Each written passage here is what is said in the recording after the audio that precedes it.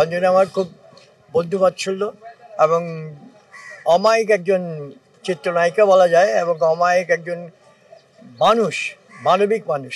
তার মতো মানে মানুষের সাথে মিশে, মানুষের সাথে মানুষের উপকারে এগিয়ে আসে এবং মানুষের সংগ্রামের সাথে কথা বলে, এরকম নায়িকা আমাদের দেশে খুব কম, খুব বিরল।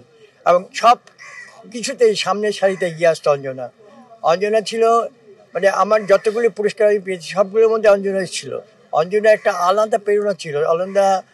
অঞ্জনা মানুষের সাথে মিশতে পারতো, মানুষের জন্য কাজ করতে পারতো, মানুষের সংগ্রামে এগিয়ে যেত। শিল্পী সমিতি থেকে শুরু করে আমাদের পরিচালক সমিতিতে, আমি যদিও পরিচালক সমিতিতে আছি, তারপরেও অঞ্জনা আমাদের সবাইকে একসাথে মিলিয়ে রাখতো।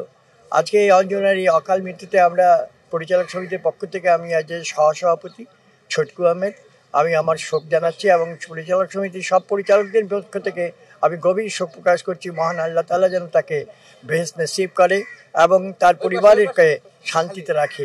কারণ অনেক সংগ্রাম করেছে, সেই ছোট থেকে এসেছিল আমাদের ফিল্ম ইন্ডাস্ট্রিতে, সেই নাচ দিয়ে এসেছিল।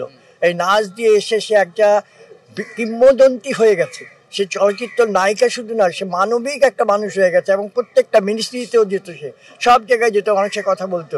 তাই আমরা আসলে খুব গভীর শোকাহত, এবং তার মতো একজন কিংবদন্তিকে হারিয়ে আমাদের চলচ্চিত্র জগতে অনেক ক্ষতি হয়েছে, সেই ক্ষতি পূরণের নয়। আসলে আমরা নতুন প্রজন্ম তৈরি করে যেতে পারিনি কিংবদন্তি হিসাবে, এটি আমাদের ব্যর্থতা। কারণ কিংবদন্তিরা তো যাবেই, তারা যখন বয়স হয়ে গেছে তারা আস্তে আস্তে যাবে, আমিও যাবো, কালকে কেউ চলে যাবে, সবাই চলে যাব। কিন্তু আমাদের সবচেয়ে ব্যর্থতা হচ্ছে যে আমরা নেক্সট প্রজন্ম তৈরি করে দিতে পারিনি যারা কিংবদন্তি আখ্যায়িত হতে পারে। এটি আমাদের ব্যর্থতা, এবং আমরা এই শূন্যতা নিয়ে থাকবো। এবং আস্তে আস্তে বলা যায় যে আস্তে আস্তে হবে, আমাদের মধ্যে অনেক প্রতিভাধর আছে যারাও কিংবদন্তির আকারে চলে আসবে। কিন্তু আমরা যারা ছিলাম, যারা ভবিষ্যতে ছিলাম, যারা সেই চলচ্চিত্রের সোনালী যুগ থেকে ছিলাম, তারা তো আর থাকতে পারবো না। তাদের বয়সের তুলনায় বলেন, কালের এতে বলেন, আস্তে আস্তে চলে যেতে হবে। এটাকে সবাইকে মেনে নিতে হবে, এটা করার কিছু নেই।